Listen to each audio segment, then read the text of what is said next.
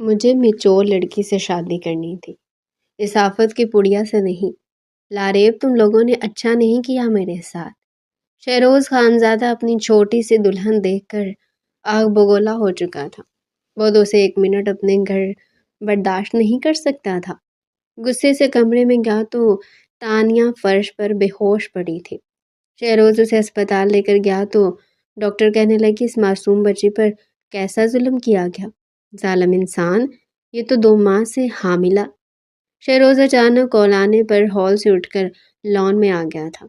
لاریب نے دور سے بھائی کو دیکھا جو دلہے کے لباس میں مردانہ وجاہت کا شاہکار لگ رہا تھا۔ اس نے دور سے ہی اپنے بھائی کی نظر اتاری تھی۔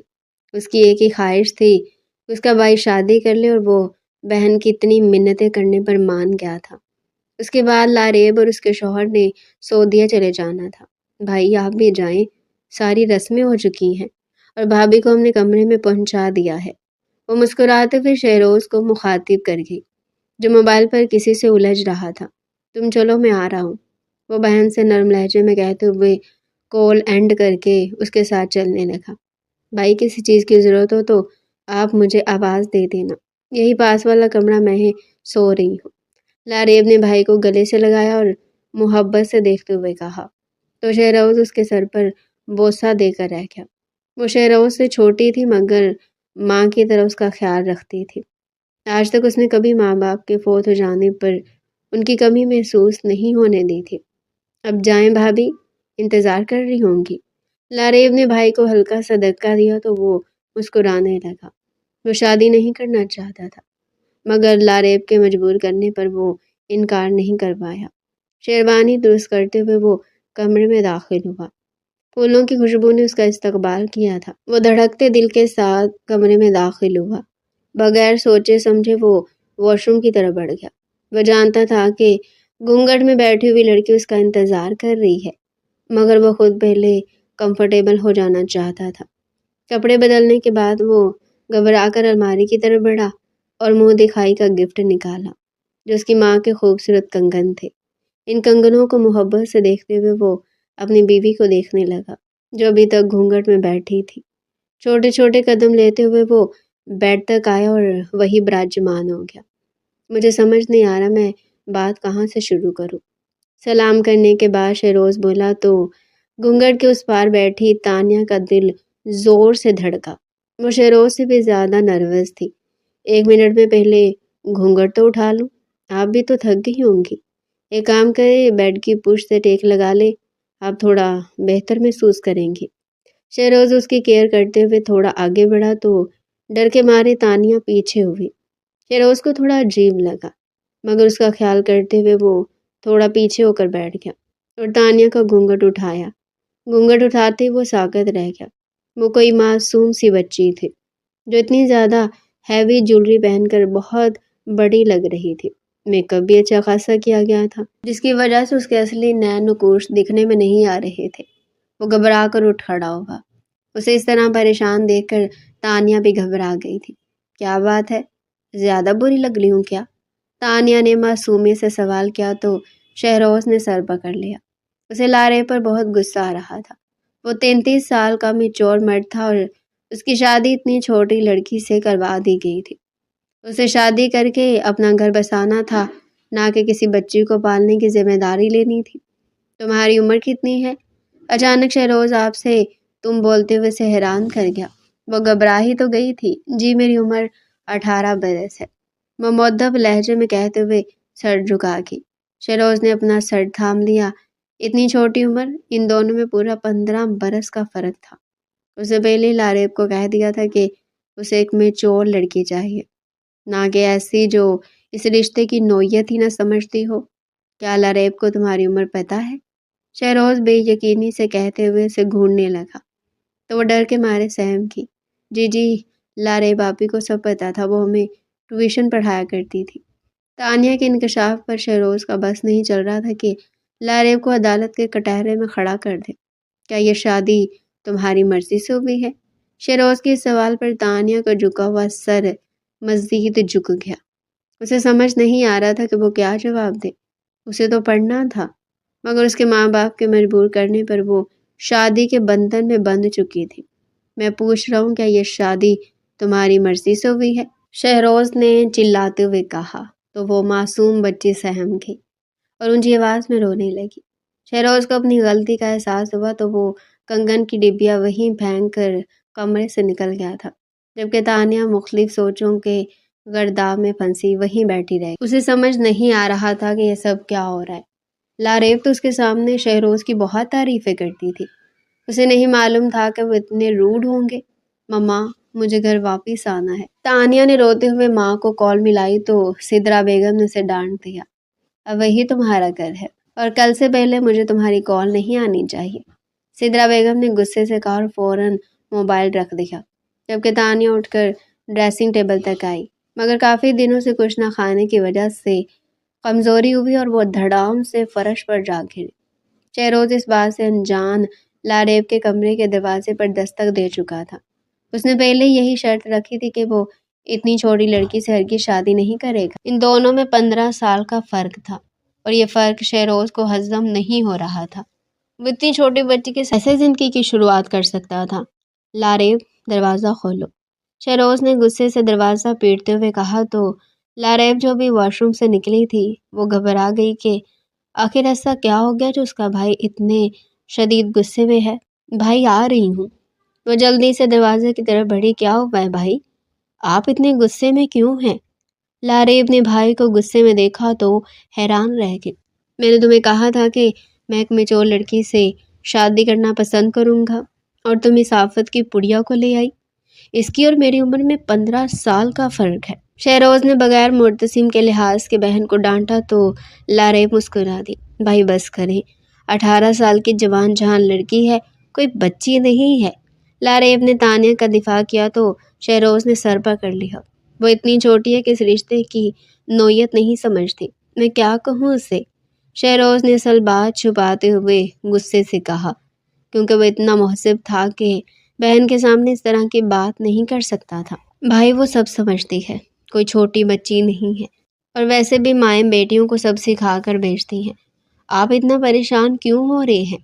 لاریب نے اس کے غصے پر حیران ہوتے ہوئے کہا تو شہروز اسے غصے سے دیکھنے لگا۔ یہ سب تمہاری وجہ سے ہو رہا ہے، مجھے کیا پتا تھا کہ شادی کر کے میں پھنس جاؤں گا؟ اگر پہلے میں نے لڑکی دیکھ لی ہوتی تو کسی صورت شادی نہ کرتا۔ وہ غصے سے چلاتے ہوئے اپنے کمرے کی طرف بڑھ گیا۔ لاریب نے سر تھام لیا۔ مرتسم آگے بڑھا اور لاریب کو کندھوں سے تھام لیا۔ پریشان مت ہو، میں شہروز کو سمجھاتا ہوں، سب ٹھیک ہو جائے گا، تم ٹینشن مت لو۔ اس نے لاریب کو سمجھاتے ہوئے شہروز کے پیچھے چلا گیا، جبکہ لاریب سر تھام کر بیٹھ گئی۔ شاید اسے واقعی بہت بڑی غلطی ہو گئی تھی۔ اسے لگا تھا کہ اس کا بھائی خوشی محسوس کرے گا، مگر وہاں تو خوشی کا نام و نشان نہیں تھا، الٹا وہ غصہ ہو رہا تھا۔ اس نے جتنی بھی بڑی عمر کی لڑکیاں دیکھی تھیں، کوئی بھی اسے اپنے بھائی کے لیے پسند نہیں آئی تھی۔ سب میں حد سے زیادہ اکڑ اور غصہ موجود تھا۔ وہ کیسے ایسی لڑکی پسند کر لیتی جو اس کے بھائی کی زندگی اجیرن کر دے؟ کم از کم تانیہ ہنس مکھ اور خوش اخلاق تھی، سب سے بڑھ کر اس کی نظروں کے سامنے پلی بڑھی تھی، اس لیے اسے پورا یقین تھا کہ وہ لڑکی اسے کبھی مایوس نہیں کرے گی۔ شہروز جیسے ہی کمرے میں داخل ہوا، سامنے تانیہ فرش پر بے ہوش پڑی تھی۔ وہ گھبرا گیا۔ اسے احساس ہوا کہ اس نے ضرورت سے زیادہ غصہ کر دیا تھا، یا تو وہ ان کی باتیں سن چکی تھی یا پھر جو بھی تھا اس کی حالت ایسی تھی کہ مرد بھی ڈر جائے۔ شہروز نے جلدی سے اسے باہوں میں بھرا تو مرتسم نے دروازہ کھولا اور وہ دونوں گاڑی کی طرف بھاگے۔ گاڑی میں بیٹھتی مرتسم ریس ڈرائیونگ کرتے ہوئے کار کو گیراج سے نکالتا ہوا سڑک پر لے آیا، جبکہ شہروز کی گود میں ابھی تک وہ سمٹی بیٹھی تھی، وہ ہوش میں نہیں آ رہی تھی۔ شہروز نے کئی بار اس کے منہ پر پانی کے چھینٹے مارے، مگر بار اسے مایوسی ہی ہوئی، کیونکہ وہ ہوش و حواس میں نہیں تھی۔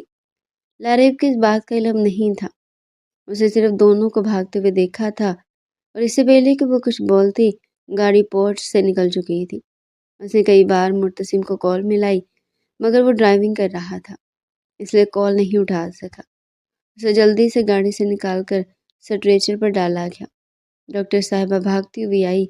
پہلے تو دلہن کے سراپے میں موجود اس لڑکی کو دیکھا، پھر گھور کر شہروز اور مرتسم کو دیکھا، جیسے پوچھ رہی ہوں کہ وہ ان کی کیا لگتی ہیں۔ ڈاکٹر صاحبہ یہ میری وائف ہے۔ اچانک بے ہوش ہو گئی، سب ٹھیک تو ہے نا؟ شہروز نے گھبراہٹ میں کہا، جبکہ ڈاکٹر صاحبہ نے حیران ہو کر نبض چیک کی جو چل رہی تھی، یعنی وہ بے ہوش تھی۔ 10 منٹ کے چیک اپ کے بعد ڈاکٹر شدید غصے میں باہر آئی۔ ان کے شوہر کون ہے؟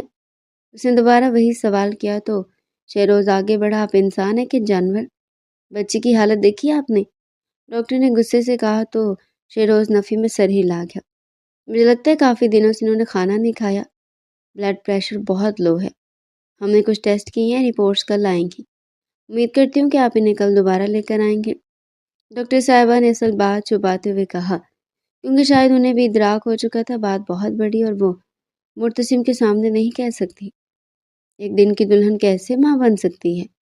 آپ لوگ لے کر جا سکتے ہیں، ڈاکٹر نے کہا اور وہاں سے چلے گئے۔ شہروز نے سر پکڑ لیا، وہ اتنی اب میچور لڑکی کیسے زندگی گزارے گی جسے اپنی صحت کی فکر نہیں؟ اس کا کیسے خیال رکھے گی؟ اسے گھر لانے تک لاریب کی 100 کال آ چکی تھی۔ لاریب لاؤنج میں کھڑی ان دونوں کا انتظار کر رہی تھی۔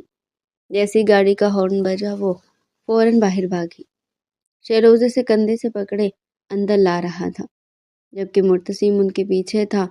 لاریب کو غصے میں دیکھ کر مرتسم نے جلدی سے موبائل نکالا تو اس کی کئی کالز آ چکی تھی۔ وہ خسیانہ سا مسکرایا، کیونکہ جانتا تھا کہ اس کی بیوی اب پورا ہفتہ ناراض رہے گی۔ کیا ہوا اسے؟ لاریب نے شوہر کو نظر انداز کرتے ہوئے بھائی سے سوال کیا تو شہروز نے غصے سے اسے گھورا، بیگم صاحبہ نے پچھلے 3 دنوں سے کچھ کھایا نہیں، بی پی لو اور اتنی ہمت بھی نہیں کہ خود اپنے پیروں پر چل سکے، شہروز نے غصہ کرتے ہوئے کہا تو لاریب نے آگے بڑھ کر بھابھی کو تھام دیا۔ تانیہ کیا بات ہے؟ بچے تم ٹھیک تو ہو نا؟ لاریب نے اس کی گال تھپتھپاتے ہوئے کہا تو وہ نیم غنودگی میں ہلکا سا مسکرا دی۔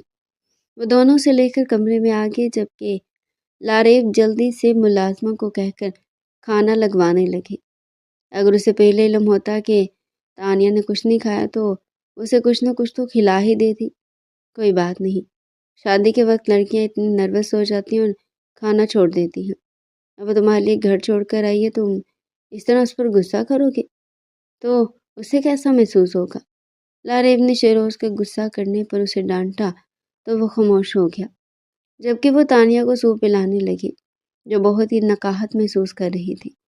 سوپ پینے کے بعد اس کی طبیعت کچھ بہتر ہوئی تو وہ اٹھ کر بیٹھ گئی، جبکہ مرتسم اور لاریب اپنے کمرے میں چلے گئے۔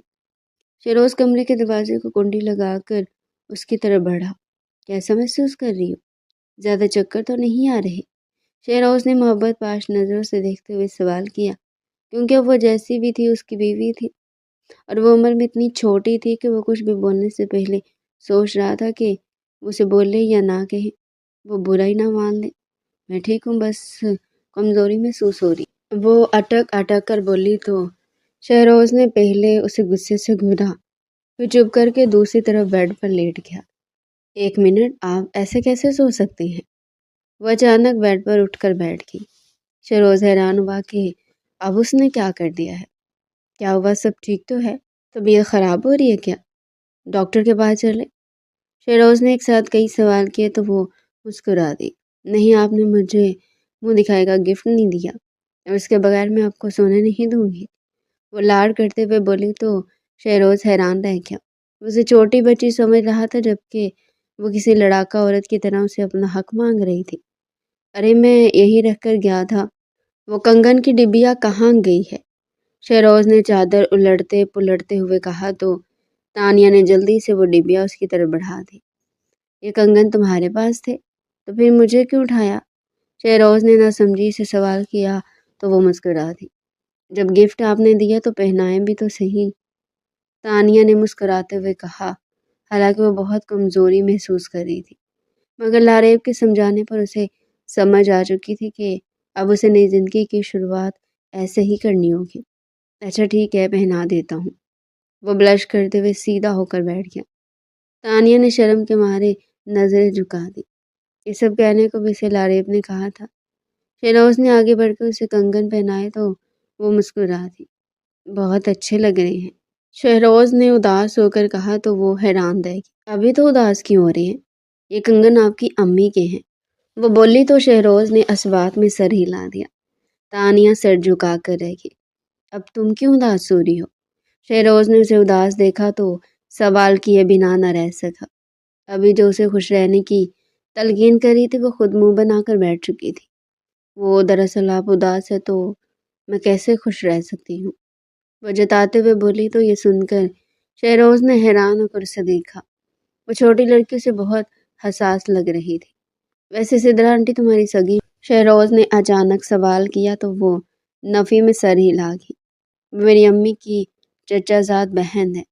میری امی ڈلیوری کے وقت انتقال کر گئی تھی، تانیہ نے نم لہجے میں کہا تو شہروز کو غلطی کا احساس ہوا کہ کم از کم اس موقع پر اسے اس کی ماں کا ذکر نہیں کرنا چاہیے تھا۔ اچانک تانیہ اتنی ایموشنل ہو گئی کہ رونے لگی۔ شہروز نے آگے بڑھ کر پہلی بار اپنا حق جتاتے ہوئے اسے اپنے سینے میں بھینچ لیا۔ شاید وہ کئی سالوں کا غبار اپنے دل میں بھرے ہوئے تھی۔ شہروز کے سینے سے لگتے ہی وہ پھوٹ پھوٹ کر رونے لگی۔ آج تک اسے کبھی اتنی ہمت محسوس نہیں ہوئی تھی، مگر اب جس طرح شہروز اس کا خیال رکھ رہا تھا اسے لگ رہا تھا کہ وہ بھی اس کی زندگی میں کسی کی اہمیت رکھتی ہے، ورنہ وہ ہمیشہ ایک آپشن کے طور پر چنی گئی تھی۔ نگاہ کے دور بول میں اتنی طاقت تھی کہ وہ دو اجنبی ایک دوسرے کے اتنے قریب آ گئے تھے۔ شہروز نے آگے بڑھ کر اس کے ماتھے پر بوسہ دیا تو تانیہ نے شرم کے مارے سر جھکا لیا۔ شہروز نے آگے بڑھ کر اسے اپنے پہلو میں لٹا لیا، جبکہ وہ خاموشی سے اس کے سینے پر سر رکھے اپنے ہاتھوں کی لکیروں کو دیکھنے لگی، جن سے وہ ہمیشہ گیلے شکوے کرتی تھی۔ مگر آج شہروز جیسے شخص کو پا کر وہ خود بھی قسمت پر رشک کر رہی تھی۔ وہ دونوں ایک دوسرے کے متعلق جاننے کے لیے متجسس تھے۔ ان دونوں کے دکھ ایک جیسے تھے، اس لیے انہوں نے خود کو ایک دوسرے کے حوالے کر دیا۔ صبح تانیہ اٹھی تو طبیعت بوجھل تھی۔ شہروز پرسکون ہو کر سو رہا تھا۔ وہ خاموشی سے کچن میں چلی آئی، اسے چائے کی شدید طلب ہو رہی تھی۔ چائے بنانے کے بعد وہ اپنے کمرے میں چلی گئی۔ شہروز واش روم جا چکا تھا۔ چائے پیتے ہی وہ دوبارہ سو گئی۔ جب اٹھی تو شہروز کمرے میں نہیں تھا۔ آج ان کا ولیمہ تھا اور اس کے گھر سے کوئی بھی ناشتے کے لیے نہیں آیا تھا۔ وہ افسردہ ہو کر وہیں لیٹی رہی۔ شہروز اس وقت لاریب کے کمرے میں بیٹھا تھا۔ لاریب کی طبیعت کچھ خراب تھی اور اسے بار بار ڈاکٹر نبیہہ کی کال آ رہی تھی کہ رپورٹس آ چکی ہیں۔ وہ اپنی بیوی کو لے کر آئے۔ وہ دوبارہ کچھ ٹیسٹ کرنا چاہتے ہیں۔ ہو سکتا ہے کہ انہیں کوئی غلط فہمی ہوئی ہو۔ وہ خود بھی خاصا گھبرایا ہوا تھا۔ کمرے میں آیا تو تانیہ بیڈ پر بے سدھ لیٹی ہوئی تھی۔ اس کے منہ پر پانی کے چھینٹے مارے گئے، مگر وہ پھر بھی بیدار نہ ہو گئی۔ گھبرا کر شہروز سے ڈاکٹر نبیہہ کے کلینک لے آیا۔ آپ کی شادی کو کتنا عرصہ ہو چکا ہے؟ ڈاکٹر نبیہہ کے سوال پر وہ حیران رہ گیا۔ جی ابھی کل ہی تو ہماری شادی ہوئی تھی۔ شہروز نے ان کے اس طرح پوچھے جانے پر حیران ہو کر کہا تو ڈاکٹر نبیہہ نے ایک نظر تانیہ پر ڈالی جو کچھ پریشان سی ہو کر بیٹھی تھی۔ کیا ایسا ہوا کہ کبھی پہلے آپ ملے ہوں؟ ڈاکٹر نبیہہ نے تمہید باندھتے ہوئے پوچھا تو وہ دونوں نفی میں سر ہلا کر رہ گئے۔ ڈاکٹر صاحبہ کو بھی سمجھ نہیں آئی کہ میں نے یہ اطلاع کیسے دوں۔ ٹھیک ہے، آپ باہر جائیں، انتظار کریں، مجھے آپ کی بیوی سے کچھ سوال کرنے ہیں۔ ڈاکٹر نبیہہ نے پیشہ ورانہ انداز میں مسکراتے ہوئے کہا تو شہروز پریشان سا ہو کر باہر چلا گیا، جبکہ ڈاکٹر نبیہہ تانیہ کے پاس آ کر بیٹھ گئی۔ تمہاری عمر صرف 18 سال ہے اور شادی کو بھی 2 دن نہیں ہوئے، پھر تم حاملہ کیسے ہو؟ کیا تمہارا کسی سے کوئی تعلق تھا؟ ڈاکٹر نبیہہ نے ہمدردی اور محبت سے پوچھا تاکہ وہ لڑکی پریشان نہ ہو جائے، جبکہ تانیہ کے سر پر اتنا بڑا پہاڑ گرا تھا کہ وہ منہ کھولے بیٹھی رہ گئی۔ اسے یقین نہیں آ رہا تھا کہ ڈاکٹر اس کی پریگننسی کے بارے میں بات کر رہی ہیں۔ ڈاکٹر صاحبہ ایسا نہیں ہے، میں کیسے ہو سکتی ہوں حاملہ؟ وہ روتے ہوئے بولی تو ڈاکٹر صاحبہ نے آگے بڑھ کر اسے تسلی دی۔ مگر رپورٹس میں یہی آ رہا ہے، ڈاکٹر صاحبہ نے رپورٹس دکھاتے ہوئے کہا تو تانیہ زاروں کی طرح رونے لگی، جبکہ شہروز غصے سے اندر آیا۔ ڈاکٹر صاحبہ، یہ نرس کیا کر رہی ہے؟ میری بیوی حاملہ کیسے ہو سکتی ہے؟ وہ غصے سے بولا تو ڈاکٹر نبیہہ نے اسے خاموش رہنے کو کہا۔ ہو سکتا ہے کہ رپورٹس میں کچھ خرابی ہو، کیونکہ اگر وہ کہہ رہی ہیں کہ یہ سب غلط ہے تو لازمی کوئی غلطی ہوئی ہے۔ ڈاکٹر نبیہہ نے ان دونوں کو سمجھاتے ہوئے کہا، کیونکہ بات یہ ایسی تھی کہ شہروز غصے میں ابھی کھڑے کھڑے تانیہ کو طلاق بھی دے سکتا تھا۔ وہ کسی کا گھر توڑنے کی وجہ نہیں بن سکتی تھی۔ ڈاکٹر ایسا ہو سکتا ہے کہ رپورٹس بدل دی گئی ہوں یا ٹیسٹ کے دوران کوئی کوتاہی برتی گئی ہو۔ شہروز نے دانیہ سے نظریں چراتے ہوئے کہا تو ڈاکٹر نبیہہ خاموشی سے نرس کی طرف دیکھنے لگی۔ دراصل میں تھوڑا بیزی تھی، اسی لیے 2 ایمرجنسی آ گئی تھی تو یہ کیس ہماری نرس نے ہینڈل کیا تھا۔ دراصل وہ اس طرح کے ٹیسٹ کر لیتی ہے، ڈاکٹر نبیہہ نے بات سنبھالتے ہوئے کہا تو شہروز کا بس نہیں چلا کہ ابھی اسی وقت اس سے پرائیویٹ کلینک کو بند کروا دے۔ ڈاکٹر صاحبہ آپ اتنی غفلت کیسے برت سکتی ہیں؟ آپ نے خواہ میری بیوی کو پریگننٹ ثابت کر دیا ہے۔ شہروز کو اس طرح اپنے لیے لڑتا دیکھ کر تانیہ رونے لگی تھی۔ شہروز نے تانیہ کو روتے ہوئے دیکھا تو فوراً اس کے قریب آ کر بیٹھا۔ کیا ہوا؟ تم رو کیوں رہی ہو؟ اگر ماضی میں تمہارا کسی کے ساتھ تعلق رہا ہے تو تم مجھے بتا سکتی ہو۔ کیا پتہ ڈاکٹر صاحبہ صحیح بول رہی ہوں، شہروز نے نرمی برتتے ہوئے کہا، کیونکہ وہ اتنی چھوٹی لڑکی کو دکھ نہیں دینا چاہتا تھا۔ اس نے بچپن سے لے کر اب تک صرف دکھ ہی جھیلے تھے، نہیں چاہتا تھا کہ کسی کی موت کی وجہ بنے۔ اس لڑکی پر زبردستی مسلط نہیں ہو سکتا تھا۔ نہیں، ایسا کچھ نہیں ہے، آپ کے علاوہ آج تک کسی مرد نے مجھے دیکھا بھی نہیں ہے۔ تانیہ نے روتے ہوئے شہروز کا ہاتھ جھٹکا تو وہ غصے سے ڈاکٹر نبیہہ کی طرف بڑھا۔ ابھی اسی وقت اپنی نرس کو بلائیے، اگر آپ نے ایسا نہ کیا تو میں ہسپتال سیل کروا دوں گا۔ وہ غصے سے بولا تو ڈاکٹر صاحبہ نے فوراً نرس کو بلایا۔ نرس پریشان سی کمرے میں داخل ہوئی۔ میں اپنی بیوی کا ٹیسٹ کروانا چاہتا ہوں، ابھی اسی وقت میرے سامنے کرنا۔ وہ بولا تو وہاں موجود سبھی لوگ حیران ہو کر کھڑے رہے۔ بلکہ میں ایسا کرتا ہوں، پہلے پولیس کو کال کرتا ہوں۔ روز جانتا تھا کہ نرس نے کچھ گڑبڑ کی ہے، کیونکہ اس کے ہاتھ کانپ رہے تھے۔ اگر اس نے کوئی غلطی نہیں کی تھی تو وہ اس طرح ڈرتی بھی نہیں۔ صاحب میں سچ بتاتی ہوں، پولیس کو کال مت کیجیے گا۔ مجھے سدرا بیگم کی کال آئی تھی اور انہوں نے مجھے یہ سب کرنے پر مجبور کیا تھا۔ مجھے رقم کی ضرورت تھی اور اس وقت وہی میری مدد کر سکتی تھی۔ نرس نے روتے ہوئے اس کے پیر پکڑ لیے تو وہ گھبرا کر دور ہٹا، جبکہ تانیہ نے روتے ہوئے شہروز کو دیکھا۔ کوئی اور مرد ہوتا تو کھڑے کھڑے طلاق دے دیتا، مگر اس نے سمجھداری کا مظاہرہ کیا تھا۔ ایک بار پھر اسے اپنے شوہر پر ناز محسوس ہوا تھا۔ وہ تھوڑی سی تو مغرور ہوئی تھی۔ شہروز کافی دیر ان سے بحث کرتا رہا۔ آدھے گھنٹے بعد وہ لوگ گھر کے لیے نکل گئے۔ شہروز کا غصہ کسی صورت کم ہونے کا نام ہی نہیں لے رہا تھا۔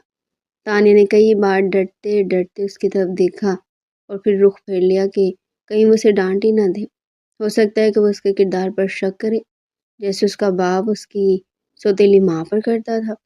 ہم کہاں جا رہے ہیں؟ یہ راستہ گھر کو تو نہیں جاتا؟ تانیہ نے گھبرا کر ارد گرد دیکھا۔ انجان راستہ دیکھ کر وہ تھوڑی گھبرا گئی تھی۔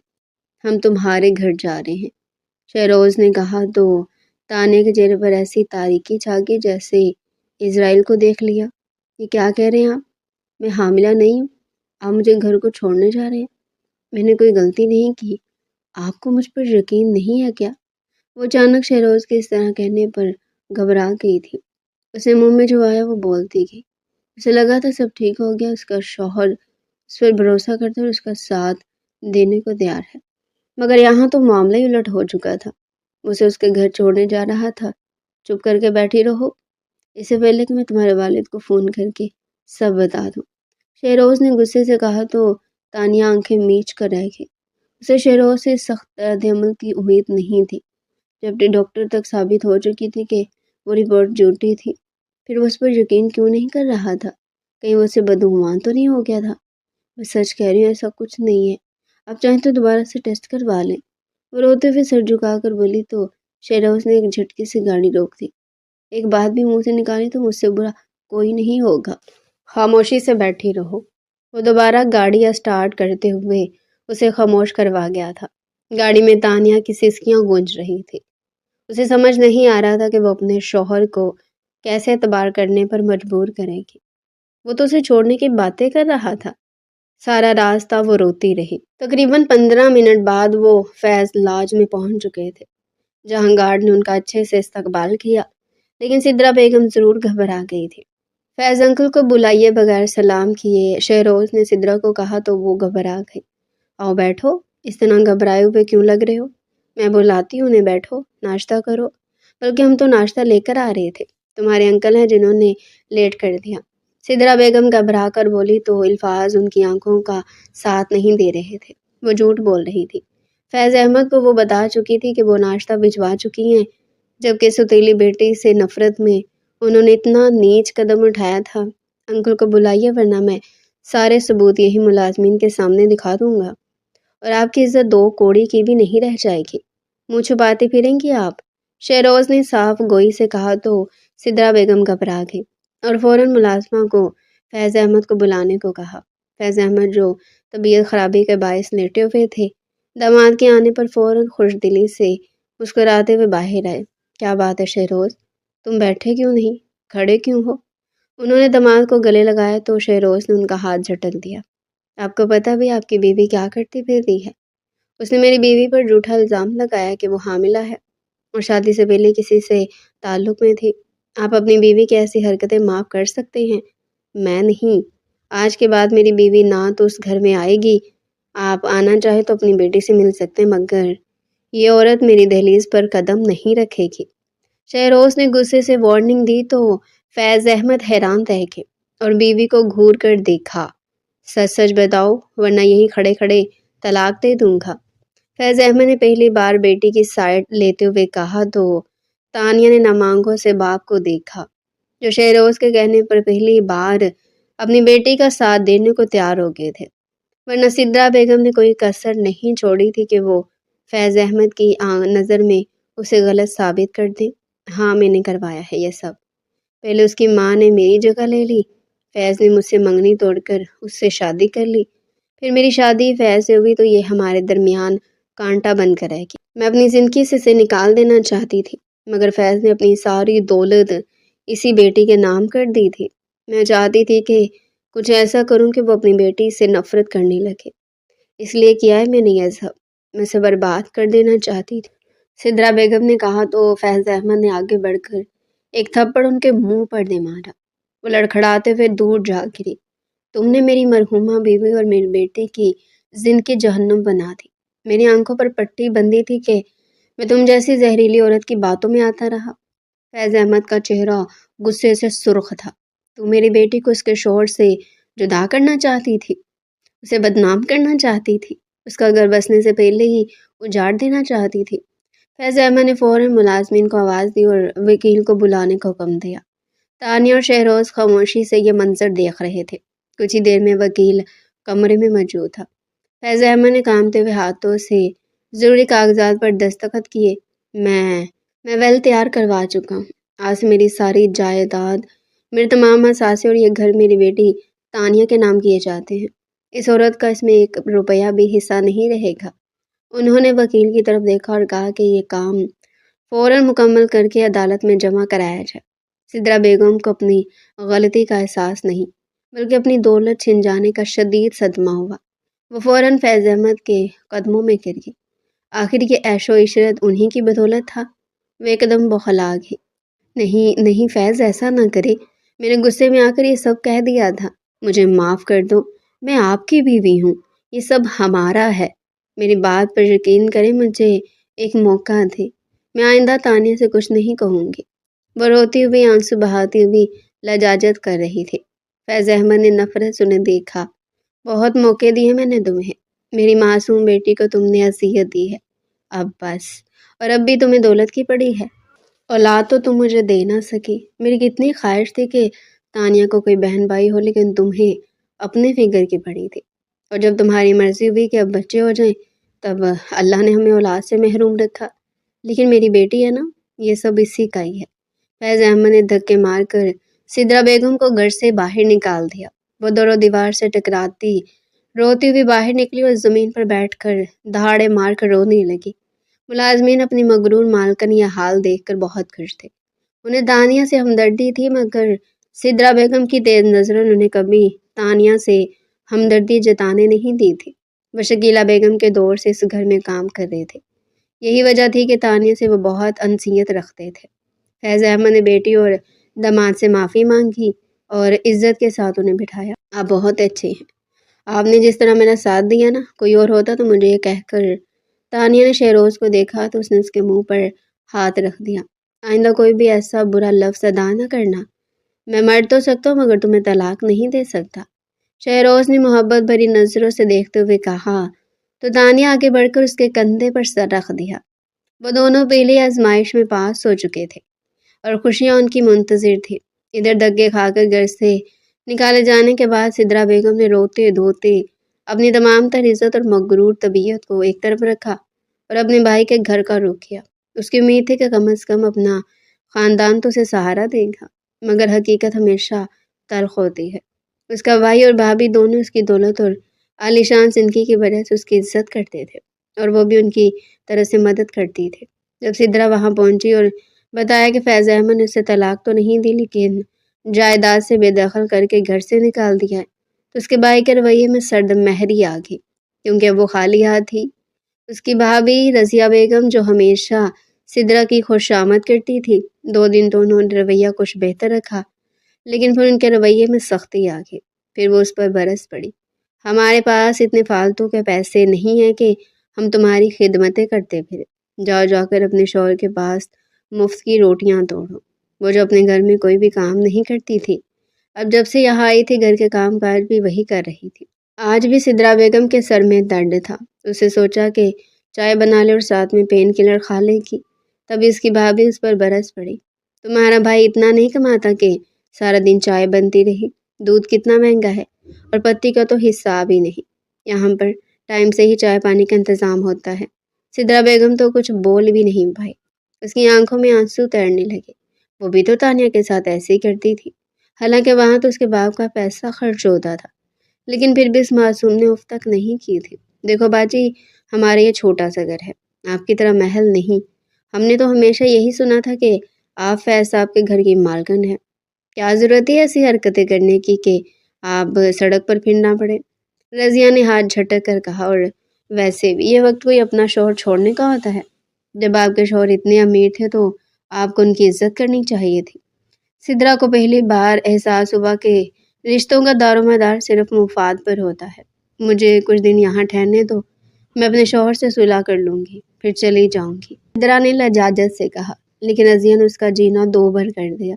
وہ سدرا سے چھوٹے چھوٹے کام کرواتی، اس پر تانا زنی کرتی اور ہر بات پر ایسے احسان جتاتی۔ سدرا جو کبھی نوکرانی پر بھی حکم چلانے کی عادی تھی، اب خود اپنے بھائی کے گھر میں نوکرانی سے بھی بدتر سلوک کا نشانہ بن رہی تھی۔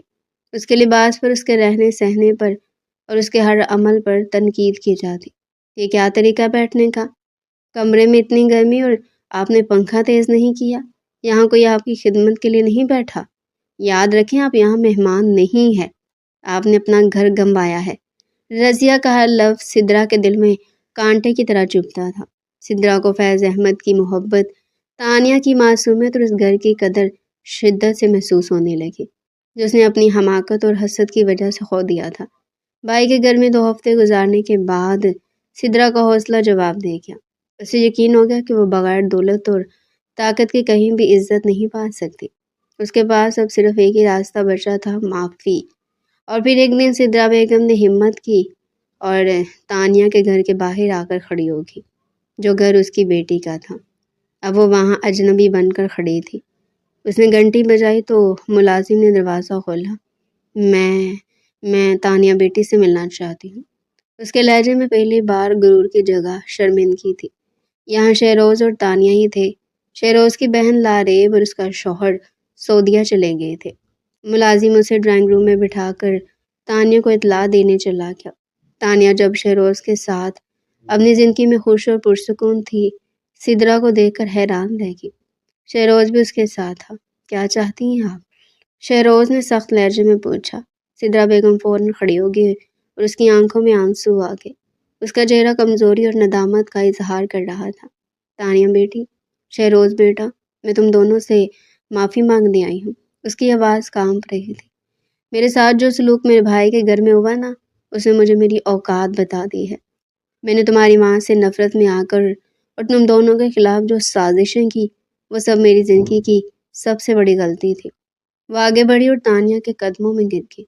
خدا کے لیے مجھے معاف کر دو، مجھے پتا میں نے بہت برا کیا، میں نے تم پر جھوٹا اور گھٹیا الزام لگایا، لیکن میں تمہیں یقین دلاتی ہوں کہ اب میرے دل میں تمہارے لیے کوئی بغض یا حسد نہیں ہے، مجھے بس تم لوگ معاف کر دو پلیز۔ تانیہ اپنے بابا کو بھی بولو مجھے معاف کر دو، سب کچھ تمہارا ہے، ہماری ایک ہی تو اولاد ہو تم، بس جب تک زندگی ہے اپنے بابا سے کہو مجھے معاف کر دے اور اپنے پاس رکھ لے۔ تانیہ اور شہروز ایک دوسرے کو دیکھنے لگے، ان کے چہروں پر الجھن اور کراہت تھی، مگر سدرا کی حالت دیکھ کر انہیں اس پر رحم بھی آ رہا تھا۔ سدرا کو اپنے قدموں میں گرا دیکھ کر تانیہ کا دل پسیج گیا، اگرچہ وہ گزری ہوئی اذیت کو نہیں بھولی تھی، لیکن اس کی آنکھوں میں سدرا کے لیے اب نفرت کی بجائے رحم تھا۔ وہ دیکھ سکتی تھی کہ دولت اور طاقت کے بغیر سدرا بیگم مکمل طور پر ٹوٹ چکی ہیں۔ شہروز نے بھی سدرا کی طرف دیکھا، اس کی توبہ اور ندامت سچی لگ رہی تھی۔ اٹھے آپ؟ تانیہ نے جھک کر سدرا کا ہاتھ تھاما۔ ہم آپ کو معاف کرتے ہیں، شہروز اور میں دونوں جانتے ہیں کہ آپ نے کیا کیا اور ہم کبھی اس درد کو بھول نہیں سکتے، لیکن ہمارے مذہب نے ہمیں معافی کا درس دیا ہے، ہم آپ کے برے سلوک کا جواب برائی سے نہیں دیں گے۔ وہ جو اپنی سوتیلی ماں کے سامنے ایک لفظ بھی نہیں بولتی تھی، پتہ نہیں اس میں اتنی ہمت کہاں سے آ گئی تھی۔ شاید یہ سب شہروز کا دیا ہوا اعتماد تھا۔ سدرا نے حیرت اور تشکر سے تانیہ کو دیکھا، اسے یقین نہیں آ رہا تھا کہ اتنی شدید تکلیف دینے کے باوجود تانیہ اتنی بڑی دل کی ہو سکتی ہے۔ شہروز نے گہری سانس لی، تبھی تانیہ کہنے لگی مجھے یقین ہے کہ بابا آپ کو معاف کر دیں گے، میں بات کرتی ہوں ان سے۔ سدرا نے فوراً سر جھکا دیا، میں آپ کے سارے احسان زندگی بھر نہیں بھولوں گی، میں آپ کے ہر حکم کی پابندی کروں گی۔ تانیہ نے اسی لمحے اپنے باپ فیض احمد کو فون ملایا، بابا فوراً ہمارے گھر آ جائے، ایک بہت اہم بات کرنی ہے، تانیہ نے پرسکون مگر پر اعتماد لہجے میں کہا۔ تھوڑی دیر بعد فیض احمد آئے تو سدرا کو ڈرائنگ روم میں دیکھ کر ٹھٹک گئے، ان کے چہرے پر فوری طور پر پرانا غصہ اور نفرت واپس آ گئی۔ تم یہاں کیا کر رہی ہو؟ انہوں نے سخت لہجے میں پوچھا۔ یہ عورت یہاں کیا کر رہی ہے تانیہ بیٹا؟ لیکن سدرا فوراً فیض احمد کے قدموں میں گر گئی۔ فیض، میں جانتی ہوں آپ مجھے کبھی معاف نہیں کر سکتے، مگر آپ کی بیٹی اور داماد نے مجھے معاف کر دیا ہے، میں نے جہنم دیکھ لیا ہے اور مجھے اپنے ہر عمل پر ندامت ہے، میں بہت شرمندہ ہوں فیض، میں نے سب کچھ اپنی آنکھوں سے دیکھا تھا۔ سدرا میرے اندر کی نفرت کیسے ختم ہو سکتی ہے؟ فیض احمد نے کہا۔ تانیہ آگے بڑھی اور اپنے باپ کے کندھے پر ہاتھ رکھا۔ بابا ہم نے انہیں معاف کر دیا کیونکہ ابھی ہماری نئی زندگی میں کوئی خطرہ نہیں ہے۔ بابا یہ آپ کی بیوی ہیں، بے شک آپ نے انہیں جائیداد سے بے دخل کر دیا مگر رشتہ ابھی باقی ہے۔ شہروز نے بھی تانیہ کی بات کی تائید کی۔ انکل، ہم دونوں کو آپ پر اتنا بڑا احسان کرنا اچھا نہیں لگے گا کہ ہم آپ کی بیوی کو اپنے پاس رکھیں اور آپ اکیلے رہیں۔ آپ کا غصہ درست تھا مگر اب آپ کا دل بڑا کرنے کا وقت ہے۔ فیض احمد نے تانیہ اور شہروز کو دیکھا، پھر روتی ہوئی سدرا کو دیکھا جو واقعی میں رحم کی طلبگار تھی۔ تانیہ اور شہروز کی عظمت اور فراخ دلی نے انہیں مجبور کر دیا، انہیں احساس ہوا کہ ان کے بچوں نے انہیں بھی معافی اور صلح کا درس دیا ہے۔ فیض احمد نے اپنا ہاتھ بڑھا کر سدرا کو اٹھایا، تمہارے اس نئے سفر کا آغاز معافی سے ہوا ہے سدرا، میں بھی تمہیں معاف کرتا ہوں۔ صرف تانیہ اور شہروز کی خاطر ان دونوں کی صلح کروا کر تانیہ نے سکون کا سانس لیا، اب واقعی ان کی زندگی میں کوئی تلخی باقی نہیں رہی تھی۔ کچھ ہی دیر میں سدرا اور فیض احمد اپنے گھر چلے گئے۔ تانیہ اور شہروز اس شام گھر کے مکمل سکون اور اطمینان سے سرشار تھے، تمام مسائل حل ہو چکے تھے، سدرا کو معافی مل چکی تھی اور فیض احمد کے ساتھ بھی صلح ہو گئی تھی۔ اب ان کی توجہ صرف ایک دوسرے پر تھی۔ شہروز نے تانیہ کو اپنی باہوں میں لیا، آج ہمارا گھر، ہمارا دل، سب کچھ آزاد ہے، اتنے عرصے بعد ایسا محسوس ہو رہا ہے جیسے ہمیں دلی سکون مل گیا ہو، ایک بوجھ سا ہٹ گیا ہو، شاید ہمیں سدرا کو معاف کرنے کی قیمت اللہ نے سکون کی صورت میں دی ہے، تانیہ نے مسکرا کر کہا اور اپنا سر شہروز کے سینے پر رکھ دیا۔ شہروز نے تانیہ کو اپنے قریب کیا اور اس کے بال سہلائے۔ میں خوش ہوں کہ آپ میرے ساتھ ہیں، آپ نے مجھے وہ کچھ دیا جو دنیا کی کوئی دولت نہیں دے سکتی، آپ نے ہمیں ہر آزمائش میں پاس کروایا ہے۔ اور وہ جو پہلی دفعہ تانیہ کو دیکھ کر مایوس ہوا تھا کہ اتنی چھوٹی اور امیچور لڑکی سے شادی کروا دی ہے، اب خوش تھا کیونکہ تانیہ اپنی عمر سے زیادہ میچور اور سمجھدار تھی۔ اس نے اپنی زندگی میں حالات ہی ایسے دیکھے تھے۔ وہ دونوں ایک دوسرے کی آنکھوں میں گہرے اتر گئے۔ روز کو تو اب تانیہ کے سوا کچھ نظر نہیں آتا تھا، دونوں کے درمیان اب الفاظ کی ضرورت نہیں تھی، ایک مضبوط جذباتی تعلق اور روحانی قربت تھی جو ان کی زندگی کو ایک نئی جگہ دے رہی تھی۔ اسے رات پرانے خوف اور دکھ دور ہو گئے اور صرف ان کی بے پناہ محبت، ایک دوسرے کے لیے مکمل لگن اور احترام ہی باقی تھا۔ یہ رات ان کے لیے صرف جسمانی ملاپ سے بڑھ کر ان کی روحوں کے اتحاد اور ان کے نئے خوشگوار سفر کا آغاز تھی۔ اس جذباتی قربت کے کچھ ہی ہفتے بعد تانیہ نے اپنے اندر ایک غیر معمولی احساس پایا۔ آج صبح اس کی طبیعت خراب تھی۔ شہروز کو بہت فکر ہو رہی تھی۔ وہ اسے ہاسپٹل لے گیا۔ لیڈی ڈاکٹر نے چیک اپ کے بعد اسے حاملہ ہونے کی خوشخبری دی۔ اس خوشخبری شہروز کو بتانے کے لیے بےتاب تھی۔ جب وہ باہر آئی، شہروز گاڑی میں اس کا ویٹ کر رہا تھا۔ جیسے وہ گاڑی میں بیٹھی، اپنی باہیں شہروز کے گرد حائل کر لی اور رو پڑی۔ کیا ہوا میری جان، سب ٹھیک ہے؟ شہروز نے پریشان ہو کر پوچھا۔ تانیہ نے اپنا سر اٹھایا اور اس کی آنکھوں میں آنسو تھے، لیکن ہونٹوں پر مسکراہٹ تھی۔ شہروز، آپ کے اور میرے بیچ میں ایک اور فرد آنے والا ہے۔ میں حاملہ ہوں۔ شہروز کا چہرہ دمک اٹھا۔ اس نے تانیہ کو خود سے دور کیا اور اس نے خوشی کے عالم میں چیخ کر کہا، میں باپ بننے والا ہوں۔ کیا واقعی میں باپ بننے والا ہوں؟ یہ وہ خوشی تھی جس نے ان کی مشکل زندگی کے تمام زخم بھر دیے۔ یہ ایک نئی شروعات تھی، ایک نیا عہد تھا جو نہ صرف ان کی محبت کو مضبوط کر رہا تھا، ان کی خوشیاں مکمل اور دائمی تھی۔ تانیہ کی زندگی اب ایک نئے اور خوشگوار موڈ پر تھی۔ سدرا بیگم کی معافی اور فیض احمد کے احساس صلح نے گھر کے ماحول کو مکمل طور پر بدل دیا تھا۔ فیض احمد اور سدرا بیگم کو جو پتہ چلا تو وہ دونوں بھی بہت خوش تھے۔ تانیہ کی طبیعت بہت خراب رہنے لگی تو سدرا بیگم نے فیصلہ کیا کہ اب وہ اس کے پاس رہے گی، تانیہ کی خدمت کرے گی، اور پھر وہ دونوں یہیں پر آ گئے تھے۔ شہروز کو بھی تسلی ہوئی تھی۔ اب سدرا بیگم اپنا سارا وقت اور توجہ تانیہ کی خدمت اور آنے والے بچے کی تیاریوں میں لگا رہی تھی۔ ان کا یہ بدلا ہوا روپ تانیہ اور شہروز دونوں کے لیے ایک معجزے سے کم نہ تھا۔ سدرا، جو کبھی ایک نوکرانی پر بھی حکم چلانے کی عادی تھی، اب خود تانیہ کی پسندیدہ غذا بناتی تھی، اس کے کمرے کو صاف رکھتی اور یہاں تک کہ رات کو بھی اس کی ٹانگیں دباتی تھی۔ ان کی آنکھوں سے غرور اور حسد کا سایہ مکمل طور پر مٹ چکا تھا۔ اب صرف ایک عجیب سی ممتا اور پچھتاوے کی چمک دکھائی دیتی تھی۔ انہوں نے سب سے زیادہ اس بچے کا خیال رکھا جو ان کے جھوٹے الزام کا سچا جواب بن کر دنیا میں آنے والا تھا۔ وقت پر لگا کر اڑتا گیا اور وہ وقت بھی آ گیا جب تانیہ کو زچگی کے لیے ہسپتال لے جایا گیا۔ شہروز اس لمحے تانیہ کا سہارا بنے کھڑا تھا۔ اس کا ہاتھ مضبوطی سے تھامے ہوا تھا۔ فیض احمد بھی ہسپتال میں موجود تھے، بے چینی سے راہداری میں چہل قدمی کر رہے تھے۔ ان کی دعا تھی کہ ان کی بیٹی اور نواسہ دونوں خیریت سے ہوں۔ سدرا بیگم اگرچہ خاموش تھی، لیکن ان کی آنکھوں میں شدید اضطراب تھا، ایک خوف کہ کہیں ان کی پرانی بددعائیں ان کی بیٹی کو نقصان نہ پہنچا دے۔ وہ کونے میں بیٹھ کر مسلسل اللہ سے توبہ اور خیر کی دعا کر رہی تھی۔ بالآخر کچھ گھنٹوں کی سخت تکلیف کے بعد ہسپتال کے کوریڈور میں ایک بچے کے رونے کی شاندار آواز گونجی۔ شہروز کا چہرہ فوراً کھل اٹھا۔ اس کی آنکھیں تشکر اور آنسوؤں سے بھر گئی۔ نرس نے آ کر اعلان کیا، مبارک ہو، بیٹا پیدا ہوا ہے، ماں اور بچہ دونوں خیریت سے ہیں۔ شہروز کا رد عمل کسی دیوانگی سے کم نہ تھا۔ وہ اپنے باپ بننے کی خوشی میں فوراً اللہ کے سامنے جھک گیا اور پھر دوڑ کر فیض احمد کو گلے لگا لیا۔ فیض احمد، جو اب تک ایک سخت گیر اور پروکار باپ بنے ہوئے تھے، خبر سنتے ان کی ساری سختی پگھل گئی۔ وہ وہیں دیوار کے سہارے کھڑے ہو کر رو پڑے۔ یہ صرف نواسے کی پیدائش کی خوشی نہیں تھی، بلکہ اپنی بیٹی کو صحت مند دیکھ کر اور اس نئے بچے کی آمد سے خاندان کے تمام ٹوٹے ہوئے رشتوں کے جڑ جانے کا احساس تھا۔ یہ ان کی مرحوم بیوی اور تانیہ کے لیے انصاف کا لمحہ تھا۔ شکر ہے میرے خدا کا، شکر ہے، فیض احمد نے روتے ہوئے کہا۔